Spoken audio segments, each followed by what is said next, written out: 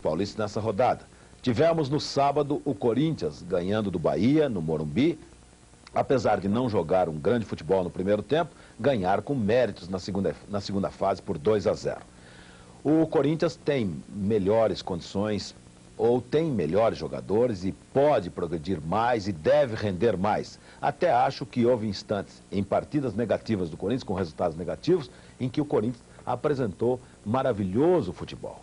Agora é esperar, porque o Carlos Alberto também tem razão. Houve pouco tempo ainda para a equipe treinar. A equipe tem jogado, tem viajado, mas não tem tido tempo para treinar. E é importante que treine para assimilar aquilo que o treinador exige da equipe. Venceu o Corinthians e temos como resultado positivo, igualmente, a vitória do Santos sobre o Palmeiras. Uma vitória justa e indiscutível de um Santos que jogou melhor na defesa, que teve mais velocidade e mais ritmo no meio-campo, além de melhor sentido de marcação, e que teve velocidade nos contragolpes. O Santos venceu com bonitos gols do Lima e do Humberto, e o gol do Palmeiras também foi muito bonito. O Palmeiras teve instantes na partida. E a favor do Santos pode-se dizer que o Roberto Nunes Morgado, o árbitro do jogo, deixou de marcar 2 penalidades máximas contra a representação do Palmeiras. Uma de Márcio em Lima no primeiro tempo e outra de Nenê em Jaime Boni na segunda etapa. Mesmo assim, venceu o Santos e recupera sua posição no certame, ganha fôlego e joga nesta quarta-feira contra o Curitiba. Já o Palmeiras vai a Recife buscar a reabilitação contra o Náutico. Bom resultado também obteve o São Paulo Futebol Clube. Perdia do Grêmio em Porto Alegre, reagiu e brilhantemente no finalzinho logrou o empate em 2-2, jogando um bom futebol. São Paulo está também melhorando a sua produção de jogo para jogo. O Bangu recebeu a Ponte Preta e a Ponte Preta mostrou por que está bem situada. As equipes de Campinas estão bem e a Ponte Preta empatou com o bom Bangu lá no Rio de Janeiro, sem abertura de contagem. A mesma sorte não teve a Portuguesa de Esportes, que jogando em São Januário, perante pequeno público, perdeu do América, que se reabilitou em cima da Portuguesa, por 3-1. E a Portuguesa precisa melhor de rendimento se quiser obter classificação e prosseguir no Campeonato Brasileiro. O Campeonato Brasileiro está oferecendo agora melhores arrecadações, mais público e futebol de bom nível, facilitando também a vida do Evaristo Macedo na observação daqueles jogadores que devem servir à seleção brasileira a partir de maio. Na fase de jogos amistosos, a fase de jogos amistosos começa em abril, mas em maio o Brasil já está viajando para a Colômbia, de adaptação à altitude de La Paz, joga também no Equador e depois começa as eliminatórias contra a Bolívia. Isto é bom, um campeonato brasileiro forte, facilita a todos, melhora a situação dos clubes, só que a gente continua contestando esta fórmula de disputa, que vai eliminar já na primeira fase muitas das boas equipes do futebol brasileiro. Boa tarde.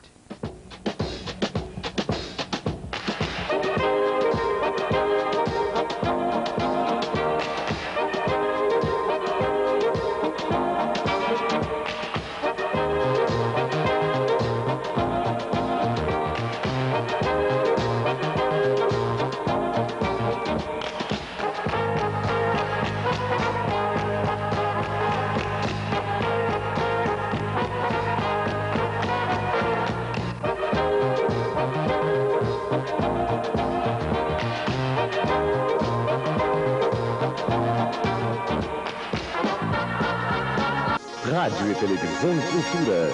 Emissoras educativas de São Paulo.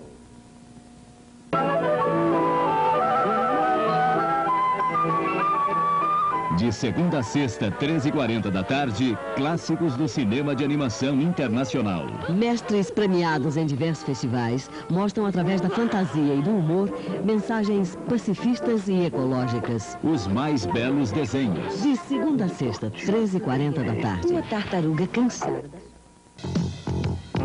Nesta segunda, 9h30 da noite, a vida do homem que pôs a América do Norte sobre rodas. Revolucionou os meios de produção, criando a linha de montagem industrial.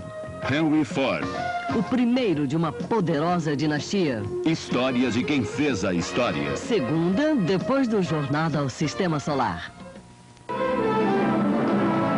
Toda terça, 9h45 da noite, experimentações e pesquisas da música contemporânea. Curiosidades, Entrevistas apresentações e comentários sobre música erudita. Ligue para um clássico, linha aberta para o telespectador. Terça, depois do Leitura Livre. Nesta segunda, 2h20 da tarde, um autor preocupado com os dramas do cotidiano e fiel retratista da vida dos imigrantes. A obra de Geraldo Vietri. História da telenovela. Segunda, depois do Receita de Saúde. Toda segunda, 10 da noite, especialistas comandados por Orlando Duarte analisam e discutem fatos e problemas do esporte. Convidados, Atletas dirigentes, e pessoas que fazem a vida esportiva do país. esporte e opinião. Segunda, depois do História de Quem Fez a História.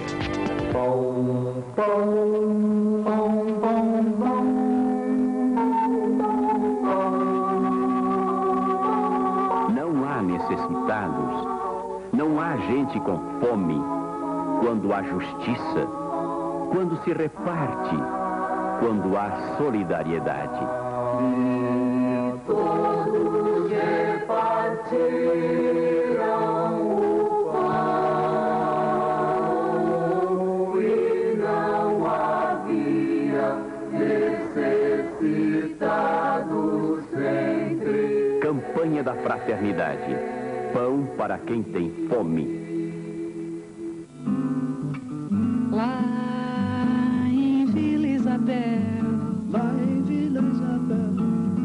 quem é Nesta terça, 1 da tarde, grandes nomes da MPB. tem medo de banho. Joyce.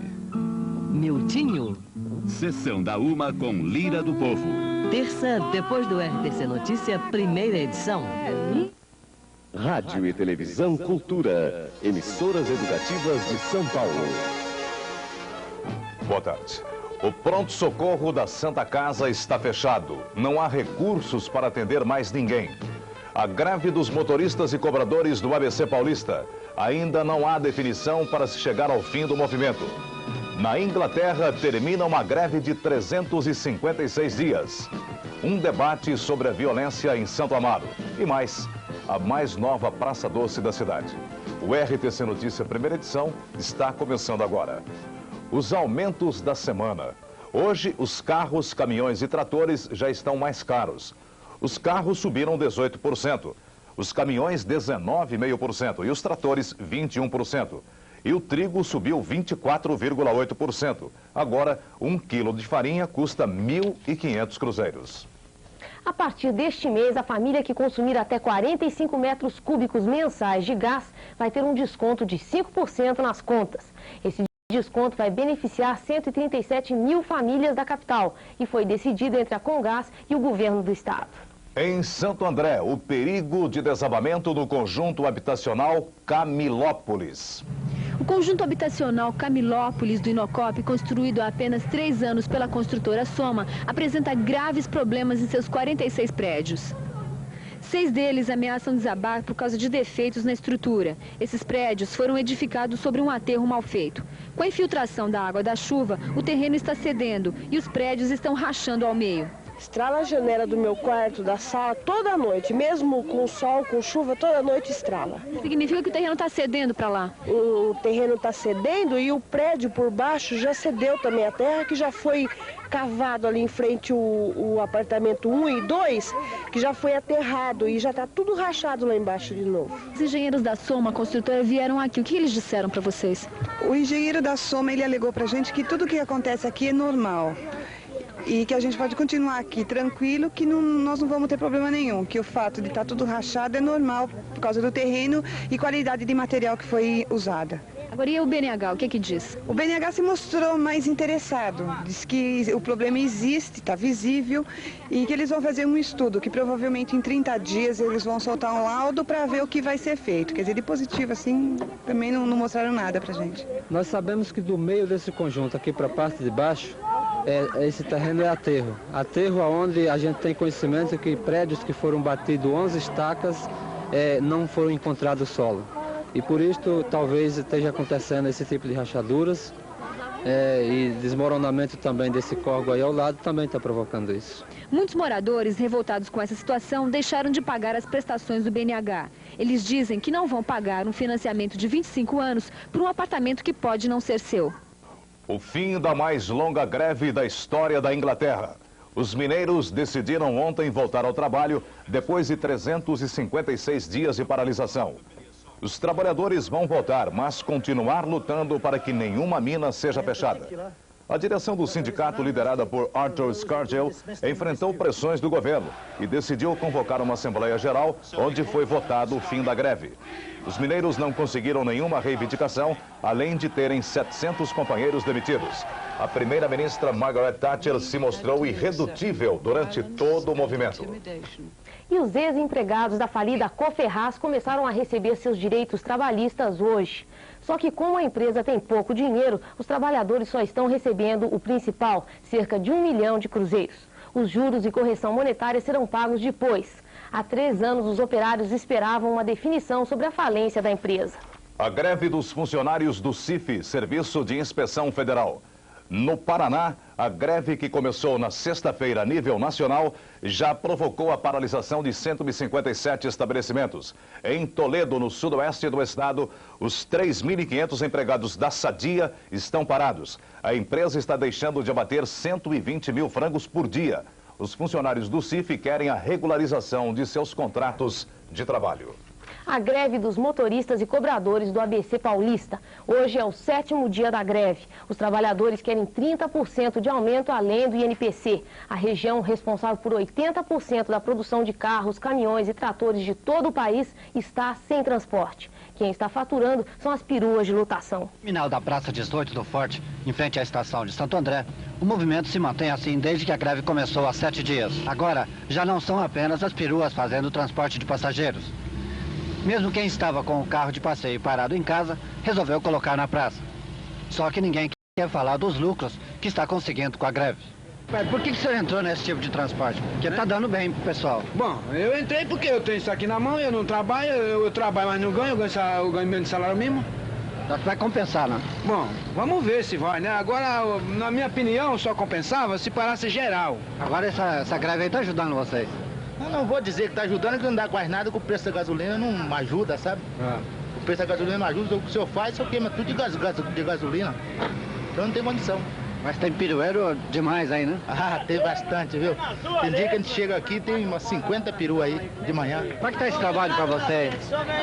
Pra gente tá ótimo, né? Agora, coitado de quem trabalha, né? Vai ser péssimo, né? Essa fila enorme de peruas anda bastante rápido. Em menos de 1 minuto, a perua para aqui e já sai lotada. Veja aí.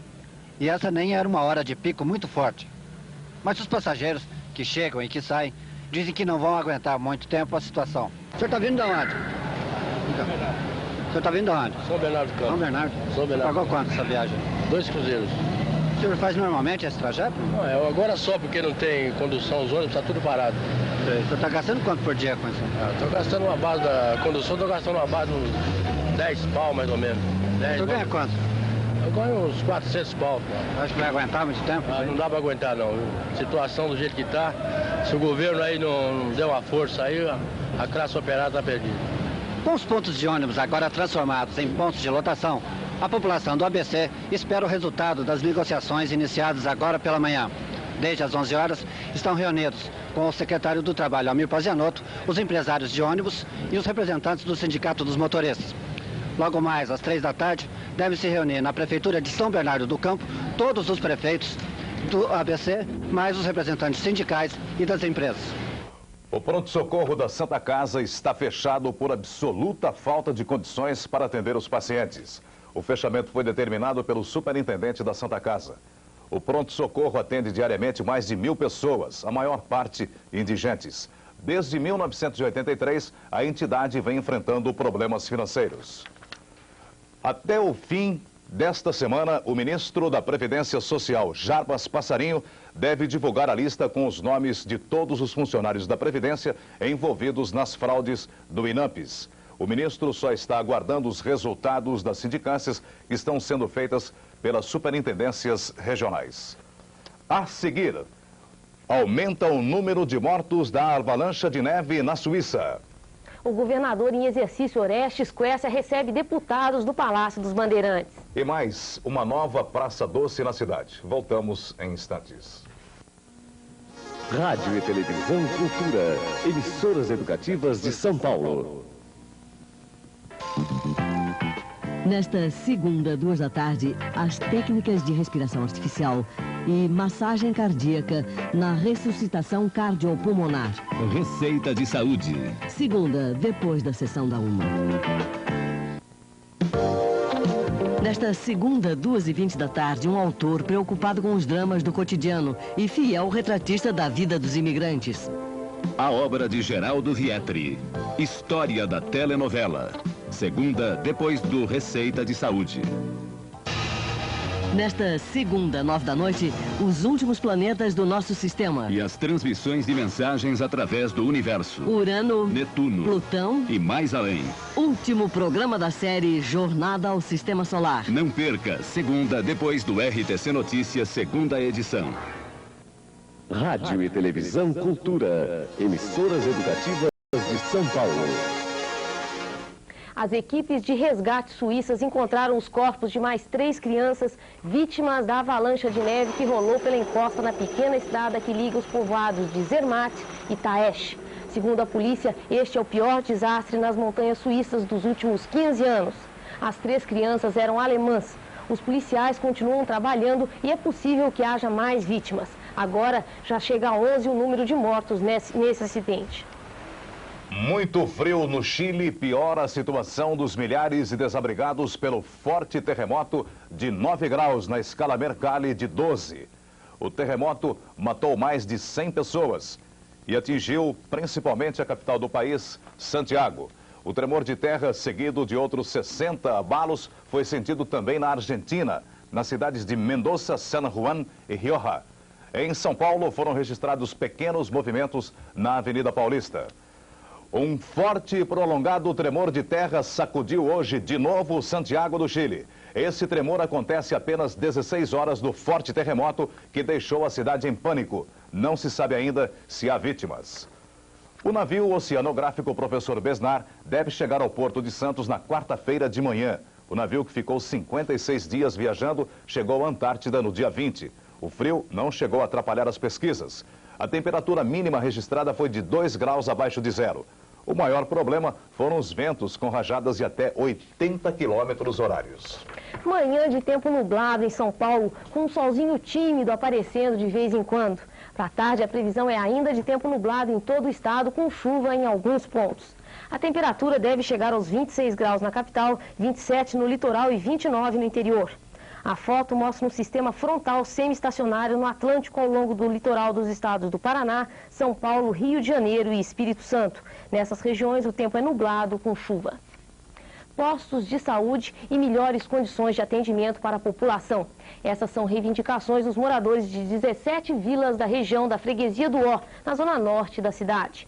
Ontem eles foram até o pronto-socorro do bairro, fizeram uma série de pedidos à prefeitura e inauguraram uma placa com o nome do pronto-socorro. A placa com o nome Pronto Socorro 21 de junho é uma homenagem à luta do povo da Freguesia do Ó. Naquele dia, em 1980, a população da região esperava o então governador Paulo Maluf para reivindicar um pronto-socorro municipal. No lugar de diálogo, muita pancadaria. Hoje, quase 5 anos depois, o pronto-socorro da Freguesia do Ó já foi inaugurado e está funcionando. Funciona em condições precárias. Esse pronto-socorro praticamente só tem um prédio, ele está em estado de calamidade pública, né? Não tem, por exemplo, raio-x, né? Nem ortopedista, nem a mesa, por exemplo, o gesso, né? A pessoa vem aqui machucada, tem que ser transportada ou para Pirituba ou para outro pronto-socorro que nem Santana, né? Porque aqui não tem condições uma pessoa chegar machucada para ser atendido aqui. Não tem alimentação para os pacientes, não tem alimentação para os funcionários, não tem cobertor. Se o paciente fica mais de 24 horas aqui, por exemplo, 12 horas e tiver frio, os pacientes morrem de frio porque não tem cobertor, não tem roupa de cama. Esse pronto-socorro, quando ele foi instalado no governo passado, ele não contava com raio-x, tá? No começo da administração, foi transferido para cá um raio-x que tinha sido retirado de um outro local, quando havia sido trocado por um aparelho mais potente, e o aparelho deu defeito, e se terminou na semana passada a concorrência da compra do equipamento de raio-x deste pronto-socorro, do pronto-socorro da Freguesia do Ó. Então, uma das reivindicações é de que esse pronto-socorro possa resolver os problemas ortopédicos simples, isto é, as fraturas.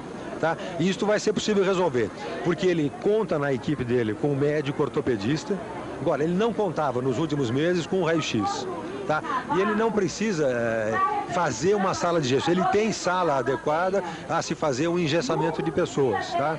E o abastecimento para isso é muito simples. A prefeitura tem as chamadas compressas de gesso na sua rede praticamente toda de hospitais. Então, na realidade, o que se vai eu acredito, dentro de um mês, tem instalado o raio-x e a gente já conta com os profissionais para fazer esse atendimento que, sem dúvida, é muito importante. Tranquiliza um pouco em termos de raio-x, de sala de ortopedia, de resolver esses problemas? Era o que vocês queriam? Se for para funcionar, só se faz, né? Mas se for para colocar e não funcionar, então a gente vai esperar mais um pouco e vai ver se vai funcionar. Aí vai satisfazer o desejo do povo, né? Mas se não funcionar, a gente torna a voltar a cobrar. As eleições para prefeitos das capitais. O presidente eleito Tancredo Neves disse que as eleições podem ser em setembro próximo. E aqui em São Paulo, se a lei permitir, o prefeito Mário Covas deve ser o candidato do PMDB. E para o senhor se candidatar, o senhor teria que se desincompatibilizar antes? Não está fixado. A lei atual sequer permitiria que eu fosse candidato. Teria que mudar a lei? De que forma o senhor ser candidato? A lei requer uma interpretação, mas a interpretação melhor parece ser no sentido de que quem está ocupando não poderia concorrer, a não ser que a emenda constitucional ressalvasse isso, eu não poderia ser candidato. Por isso é que eu tenho dito, se a lei permitir, e se meu partido me adotar, era a minha intenção ser candidato. Violência em Santo Amaro. O problema foi analisado pela comunidade da região. Foi um longo e tenso debate. Durante 3 horas, os participantes do debate ouviram relatos dramáticos, como a denúncia sobre uma diretora de escola no Capão Redondo que foi obrigada a desfilar nua diante de seus alunos para satisfazer a vontade de um grupo de marginais. Ou então, um comerciante assaltado 38 vezes e que hoje se confessa sem condições psicológicas para continuar atrás do balcão. Ou aquela mãe de 5 filhos, que pediu diante do secretário da Segurança: pelo amor de Deus, eu preciso dar segurança e tranquilidade aos meus filhos. Mas foi também uma reunião onde se sentiu claramente a radicalização quando se discute a questão dos direitos humanos diante do crescimento da violência. Eram quase 200 representantes de sociedades amigos de bairro de toda a região de Santo Amaro. E todo mundo queria contar a sua história, mostrar a sua revolta. Muitas críticas à atuação da polícia. Histórias do descaso no atendimento à população. Uma avalanche de casos, relatados com sinceridade e sem medo de afrontar o secretário da Segurança. Nem era essa a intenção. Quando chegou a sua vez, o secretário também respondeu no mesmo tom e deu a resposta que todo mundo queria ouvir. Ele também sonha com a sua polícia ideal, mas a rota vai voltar às ruas.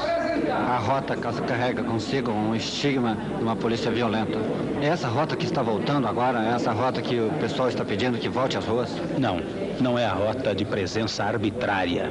Não é a rota que age contra a lei. É a rota que age nos limites da lei. Por que a rota agiu assim, Jansen? Pois é, mas que agindo nos limites da lei, ela representa uma polícia de presença muito forte perante a população e intimidatória dos bandidos. Como é que seria possível, então, aquele seu sonho de uma polícia desarmada e num clima de harmonia? É sonho, né? É sonho. Eu acho que nós só poderíamos pensar numa polícia desarmada num dia em que houvesse a resolução de toda a crise social, em que todos os homens convivessem harmonicamente, em que a polícia fosse mera orientadora da população, em que o banditismo estivesse em graus mínimos. No presente momento, lamentavelmente, não é isto que ocorre. No meio de tantos casos de violência e tantas críticas à polícia, pouco a pouco veio à tona a questão dos direitos humanos. E aí, o debate ficou assim.